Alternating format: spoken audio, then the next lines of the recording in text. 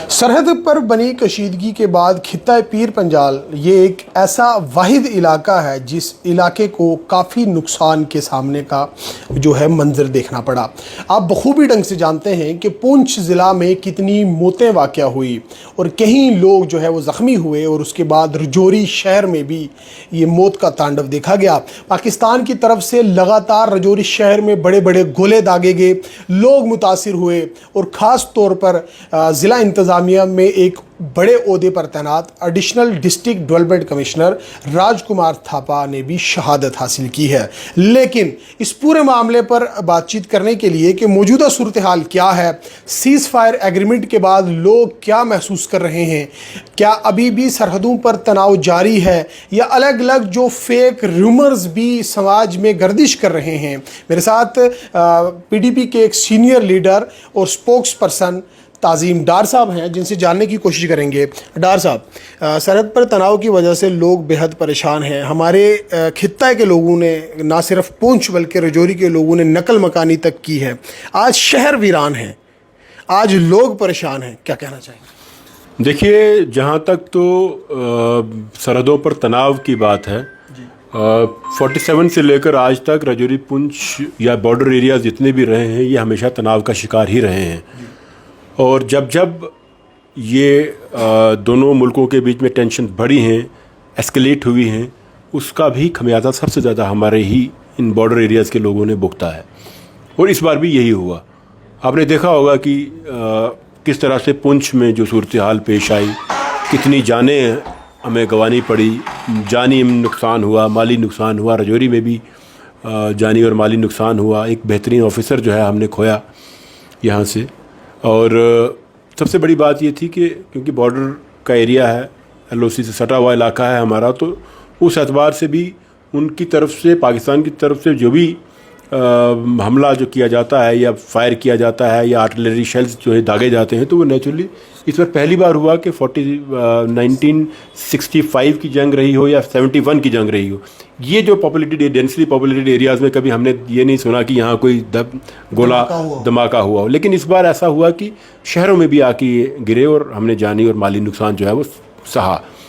अब मकसद ये है, सिर्फ एक गर्ज ये है कहने की कि पहले सूरत में तो ये जंग जो है वो किसी मसले का हल नहीं होनी चाहिए, तबाही लेकर आती है। और हम तो यही दुआ गो हैं कि अल्लाह हमारे इस पड़ोसी मुल्क को अकल दे और जो भी सूरत हाल यहाँ पैदा होती है, यहाँ बेगुनाहों का कत्लेआम होता है, कौन लोग उनके पीछे हैं, क्यों करते हैं ऐसा, अगर उनको कोई प्रोटेक्शन देता है, संरक्षण देता है कोई भी मुल्क, उनको ये नहीं करना चाहिए और मिलकर ऐसे लोगों का सामना करना चाहिए। अमन होना चाहिए और अमन से ही तमाम रास्ते खुलकर सामने आ सकते हैं। और जंग, लड़ाई, झगड़ा जो है उससे कोई हासिल चीज़ें नहीं होती। डॉक्टर साहब, सोशल मीडिया वॉरियर्स इन दिनों काफ़ी आपने देखे होंगे जो ये बोल रहे थे जी जंग होनी चाहिए, मोदी जी ये करें, मोदी जी वो करें। क्या आपको लगता है कि जंग जब अभी जंग तो खैर नहीं हुई, लेकिन जो आर्टिलरी शेल या बड़े बड़े मोटार शेल या मिसाइल अटैक हुए, आपको क्या लग रहा है सबसे ज़्यादा नुकसान किसको हुआ? देखिए, मैं आपको एक आम आदमी की हैसियत से ये बात कहूँगा, कोई किसी जमात का तर्जमान या जमात का फ़र्द होने की हैसियत से नहीं, एक आम आदमी की हैसियत से जो सूरत हाल पैदा हुई उसमें कहीं ना कहीं आम आदमी के जहन में ये था कि ये टंटा एक ही बार ख़त्म करो यार, अब ये रोज़ रोज़ का काम नहीं होना चाहिए, ये रोज़ रोज़ लोगों का मरना, ये रोज़ रोज़ बेगुनाह लोगों का कत्ल होना, ये नहीं होना चाहिए। कहीं ना कहीं आम आदमी के जहन में ये चीज़ थी कि यार कब तक आखिर हम लोग जो हैं ये चीज़ें सहते रहेंगे, या तो कोई इसका रास्ता निकालिए। गवर्नमेंट ऑफ इंडिया या तो उनसे बात करे। आप कहते हैं हमने बात नहीं करनी, अरे बात नहीं कर रहे तो जंग करो, जंग ही कर लो। नहीं बात करनी है आपने, terror and talks can not go together, मान लिया आपकी बात, हम उसी पे लेके चलते हैं। तो आप फिर खुली छूट दे दो आर्मी को और फौज को कि चाहे वो उन चीज़ों को ख़त्म करे ताकि जो लोग रहें वो अमन से रहें। ये एक सोच, एक आम आदमी की हैसियत से मेरी सोच थी और काफ़ी लोगों की ये सोच थी। लेकिन आज आके जंग से खमियाजा आम आदमी को भुगतना पड़ता है। बॉम्बे बैठा हुआ, दिल्ली बैठा हुआ, जो नोएडा के चैनल्स में बैठे हुए लोग, गोदी मीडिया के प्रोपेगेंडा करने वाले लोग, उनको क्या पता है यहाँ पे क्या हो रहा है, कैसे हो रहा है, क्या हो रहा है। तो वो ज़्यादा नुकसान करते हैं मुल्क का। इसलिए हमें अपनी जो सरहदों की हिफाजत करते हैं यहाँ की फ़ौजें और यहाँ के रहने वाले लोग, हमें उनके ऊपर यकीन होना चाहिए, और जो फ़ौज हमारी कहे, जो हमारी आर्मी कहे, जो उनसे बात आए, हमें उसको तस्लीम करना है, मानना है और उसको लेकर चलना है। डॉक्टर साहब, इस बार सबसे बड़ी बात यह है कि देखा ये गया है कि पीर पंजाल का सुरनकोट का इलाका, जो अक्सर वहाँ पर अमन शांति हमेशा होती थी, जब कभी शेलिंग हो कुछ हो, वो एक इलाका एक अमन शांति से भरपूर रहता था। लेकिन सुरनकोट भी इस बार इफेक्ट हुआ, पूंछ तो हुआ ही हुआ। लेकिन क्या कहना चाहेंगे, जो लगातार सिविलियन एरियाज़ को जो है टारगेट करना, सिविलियन एरियाज़ को टारगेट करना, वहीं ड्रोन्स एक्टिविटीज़, इस तरह से एक मैसिव लेवल पर आपने देखा होगा कि रजौरी शहर में, पूंछ में या जम्मू कश्मीर में कई जगहों पे, आपको लगता है कि हिंदुस्तान की जो एयर डिफेंस सिस्टम है पूरी तरह से सशक्त है? बिल्कुल, देखिए आपको ये इस चीज़ का गर्व होना चाहिए कि जिस तरह से हमारी फोर्सेस ने, फ़ौजों ने बिलखुसूस बॉर्डर के ऊपर इन लोगों ने आपका तहफ़्फ़ुज़ किया है आम लोगों का, इसके लिए हमें उनका शुक्रिया अदा करना चाहिए, और जितना भी शुक्रिया अदा करें वो कम है। इस चीज़ को आप मान के चलिए। लेकिन अल्टीमेटली जंग तो जंग है। 4 गोले आएंगे, 2 बचेंगे, 1 तो पड़ेगा। हम यहाँ से 100 गोला गिराएंगे पाकिस्तान के ऊपर, हो सकता है 10 मिस हो जाए, 90 उनको हिट हो जाए, 10 मिस भी हो सकते हैं। यही सूरत हाल हमारे पे भी हो सकती है। तो कहने का मकसद है, जंग आखिर जंग है ना। नकल मकानी काफ़ी हद तक वो तो होनी थी। देखें, वो तो आप कैसे रोक सकते हैं, मुझे बताइए। आप शहर के अंदर, आप यहाँ तो ऐसा नहीं है ना कि सारे बॉडी बिल्डर रह रहे हैं, सारे नौजवान लोग रह रहे हैं। क्या आप ये समझते हैं कि शहरों में यहाँ पे बुजुर्ग है, यहाँ पे बीमार हैं, यहाँ पे कोई डायलिसिस पे है, कोई कैंसर पेशेंट है, कोई ओल्ड एज प्रॉब्लम्स हैं, कहीं को बच्चे हैं, औरतें हैं, वो क्या करेंगे? क्या आप उनको मरने के लिए गोलों में फेंकेंगे? यहाँ उनको कहीं ना कहीं तो आपको भेजना है। आपके नौजवान एक कोई भी अगर होगा, उसके रिफ्लेक्सेस तेज हैं, अगर वो कहीं पे कुछ पड़ रहा होगा, अटैक हो रहा होगा, वो 1 मिनट सेकंड में यहाँ से वहाँ छलांग लगाएगा। बीमार क्या करेगा? बुजुर्ग क्या करेगा? बच्चा क्या करेगा? औरत क्या करेगी? ये स्वाभाविक है यहाँ से लोगों का जाना। इसलिए जब लोगों को आपको शिफ्ट करना, ठीक है, नौजवान जवान आदमी यहाँ रह सकता है, वो मुकाबला कर सकता है, लेकिन हमारे समाज में बहुत सारे बीमार लोग हैं, बहुत सारे बुजुर्ग लोग हैं, बहुत सारे बच्चे हैं, बहुत सारे, उनको जाना तो कहाँ जाए वो? या तो हमने, अच्छा रजौरी में कभी ऐसा हुआ नहीं, या तो हमने यहाँ पे ऐसा इंतजाम किया होता, यहाँ पे बंकर्स बने होते, अब लोगों को सेफर एरियाज में आप शिफ्ट करते, वो तो था नहीं। जो बंकर्स हमने बनाए उनमें भी लोगों ने गाय भैंसे और बुरा हाल है, माल मवेशी और गाय भैंसों के खाने का सामान बंद करके रखा है। वो भी उनके भी, उसका भी ऑडिट होना चाहिए, गवर्नमेंट ऑफ इंडिया को ऑडिट करना चाहिए उन बंकर्स का भी, कि क्या कहाँ ज़रूरत है, क्या बनाया आपने। मैं ये कहता हूँ कि फौजी लेवल पे हम जंग के लिए चाहे तैयार थे, लेकिन सिविल लेवल पे, आम लेवल पे हम लोग इस जंग आम आदमी इसके लिए तैयार नहीं था। हमें पता ही नहीं था क्या हो रहा है। शेल्स आ रहे थे, कोई बता नहीं रहा था क्या हो रहा है। और भाई ऊपर से ड्रोन आ रहा है, क्या करना है कोई पता ही नहीं है। लोग छतों पे चढ़ के वीडियो बना रहे हैं, लोग छतों पे चढ़ के कैमरे बना रहे हैं जैसे कोई। अब ये क्या था? तैयारी लोगों को एजुकेट नहीं किया गया, लोगों को बताया नहीं गया, लोगों को ये नहीं कहा गया कि ऐसी सूरत में आपने क्या करना है या आपको कहाँ जाना है।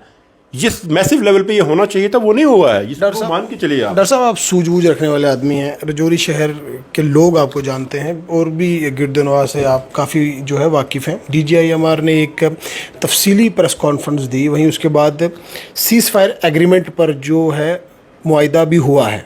क्या समझते हैं कि ये आने वाले समय में या लोगों के लिए ये राहत की खबर है? क्या ये इसी पर मुकम्मल तौर पर जो है बात जो है ख़त्म होनी चाहिए? देखिए, सीज़ फायर तो वेलकम स्टेप है, इसमें कोई दोहराए नहीं है। ये तो एक खुशाइन कदम है। यहाँ पे जितना नुकसान होगा जो भी है, ये तो एक पॉजिटिव चीज़ है। मैं ये कहता हूँ कि अब ये बड़े लेवल की बातें हैं, लेकिन हमें जंग में पहले तो जाना ही नहीं। आप बातचीत कीजिए। जो अटल बिहारी वाजपेयी जी का जो एक विजन है था जम्मू कश्मीर और हिंदुस्तान, पाकिस्तान और पड़ोसी मुल्कों को लेकर, आप उनसे उस चीज़ को लेकर चलिए जो अटल बिहारी वाजपेयी जी कहा करते थे।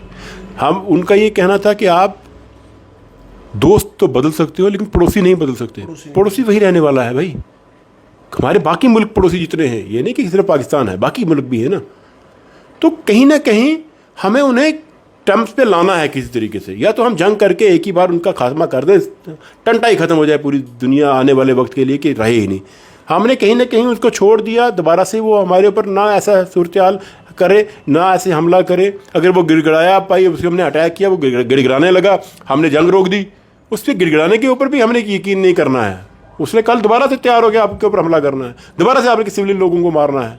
इन चीज़ों के ऊपर भी गौर करना है। मुझे लगता है कि गवर्नमेंट ऑफ इंडिया बैठेगी, और क्योंकि हम एक डेमोक्रेसी हैं, क्योंकि इसमें कोई अगर पूरे का पूरा आर्मी के ऊपर हो तो हम कुछ अलग सी पिक्चर ले सकते हैं, बात कर सकते हैं। लेकिन आप क्योंकि वी आर अ डेमोक्रेसी, यहाँ पे आप डेमोक्रेसी में क्या क्या चीज़ें ज़रूरी होती हैं, क्या क्या चीज़ें रिक्वायर्ड हैं, क्या क्या चीज़ें हैं, वो बड़े बड़े लीडर बैठ के आपस में फैसला करते हैं। लेकिन बाय एंड लार्ज इस जंग से यहाँ के रहने वाले लोगों का नुकसान है।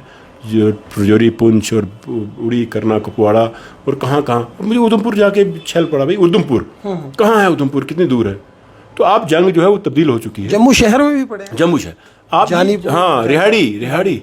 अब ये जंग जो है ये चीज तब्दील हो चुकी है भाई। अब ये हाथ की लड़ाई नहीं है जैसे हमारे कुछ लोग कहते हैं, एयर अटैक्स हो रहे हैं, या जैसे हमारे कुछ लोग कहते हैं हम जाके उधर करेंगे। अब तो ये तो कमरे में बैठ के जंग लड़ी जाएगी आने वाले वक्त पे। और इस वक्त जो मौका मिल गया पाकिस्तान को, उससे वो क्या क्या तैयारियां शुरू कर देगा, ये भी अल्लाह जाने क्या है। डॉक्टर साहब एक आखिरी सवाल आपसे है कि वज़ीर आला उमर अब्दुल्ला ने कल पुंछ का जो है वो दौरा किया है, वो सुरनकोट में भी मुतासरीन से मिले हैं, ख़ास तौर पर पुंछ में भी उन्होंने उन तमाम तर इलाकों का दौरा किया है। आपकी क्या डिमांड रहेगी हैसियत पीपल्स डेमोक्रेटिक पार्टी के कहलकार होने के नाते कि जो शेलिंग से इफेक्टेड लोग हैं या जो लोग जाँ बहक हुए हैं उन लोगों को सरकार किस तरह से इमदाद करे? नहीं, उनको तो मुआवजा मिलना चाहिए। जानी माल नुकसान हुआ है, कई लोगों के बाग उजड़ गए, कई लोगों की बिल्डिंगें गिर गई, कई लोगों के घर गिर गए, कई लोगों का जानी नुकसान हुआ है हर जगह पे। इनको तो प्रॉपरली कंपनसेट करना पड़ेगा इनको, गवर्नमेंट को, वो चाहे मरकज़ी हुकूमत हो चाहे रियासती हुकूमत हो, इनको मिलकर इनको प्रॉपर कंपनसेट करना है। और रजौरी और पुंछ और बॉर्डर एरियाज़ के जितने शहर हैं हमारे, जो टाउन्स हैं, वहाँ टाउन्स में आपको बंकर की तामीर करवानी है फौरी तौर पर, जिसमें आप ये कहें कि बाद में यहाँ से लोगों की नकल मकानी ना हो, लोग माइग्रेट ना करें ऐसे हालात में। उस हालात में भी आपको यहाँ की सिचुएशन कैसे स्टेबल रखनी है वो भी तैयारी करनी है। आने वाले, अल्लाह करे जंग ना हो, आने वाले कई सदियों तक ये जंग ना हो, लेकिन अगर होती है तो हमें क्या करना है उसके लिए तैयारी पूरी करनी है। लोग जो है इस वक्त पैनिक में हैं कि रजौरी में ज़िंदगी मामूल पर कब लौटेगी, क्योंकि आज भी शहर जो है वो पूरी तरह से लोगों के साथ भरे नहीं हैं। लोग अभी भी दूर दराज जो है सेफर प्लेसेस पर भागे हैं। तो जिन लोगों में पैनिक है, जो लोग हमें देख रहे हैं, जो लोग सुन रहे हैं, क्या मैसेज करें? नहीं, मैं यही कहूँगा कि वो उम्मीद करते हैं इंशाल्लाह कि आने वाला वक्त ठीक है। आप वापस आइए, आके बैठ के अपने कारोबार में दोबारा से अपने आप को इन्वॉल्व कीजिए और अपने समाज को, अपने मुल्क को खड़ा करने में अपना योगदान दीजिए और आकर इकट्ठे मिलकर। और सबसे बड़ी अच्छी बात ये रही इस बार कि इस समाज सारा इकट्ठा होकर एक हो गया। यहाँ का रहने वाला हिंदू हो, मुसलमान हो, सिख हो, सब लोगों ने एक इकट्ठे होकर उसको मुकाबला किया है। और आने वाले वक्त में भी हमें समाज को, सबको इकट्ठा मिलकर इस समाज को खड़ा करना है, इस मुल्क को खड़ा करना है। और कोई भी आदमी हमारे मुल्क में, हमारे देश में बदअमनी पैदा ना कर सके, उसके लिए भी क्या क्या कदम उठाने हैं वो भी हमें बैठ के अपने लेवल पे सोचना है। और गवर्नमेंट ऑफ इंडिया को अटल बिहारी वाजपेयी की बात को मानना होगा, उस पर चलना होगा।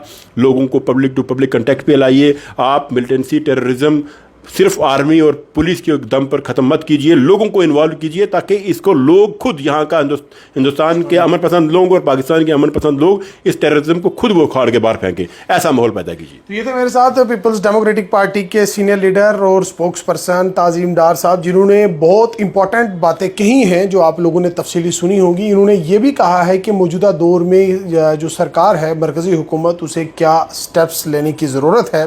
और बिलखसूस अगर खिता पीर पंजाल की इन्होंने बात की है तो इन्होंने जो भी लोग इस शेलिंग के दौरान इफेक्टेड हुए हैं, जिन लोगों की जानें गई हैं, और इन्होंने डिमांड की है कि उन तमाम तर लोगों के परिवार वालों को इमदाद करना हुकूमत की अवलीन तरजीहात में शामिल होना वक्त की एक अहम ज़रूरत है। वहीं इन्होंने साफ तौर पर यह भी कहा है कि जितने भी लोग रजौरी से नकल मकानी कर चुके हैं वो सूरत हाल देखते हुए अपने अपने इलाकों की तरफ वापस आएँ और अपने कारोबार में जो है वो बढ़ोतरी करें, साथ ही साथ उसे शुरुआत, नई ज़िंदगी की शुरुआत जो है वो करें। और मौजूदा दौर के हवाले से उन्होंने कहा है कि अमन जो है वो बेहद ज़रूरी है, आपसी भाईचारा जो है वो बेहद ज़रूरी है। इस पूरे मामले पर पीपल्स डेमोक्रेटिक पार्टी के सीनियर लीडर ताज़ीम डार स्ट्रेट लाइन के साथ एक्सक्लूसिव बातचीत कर रहे थे।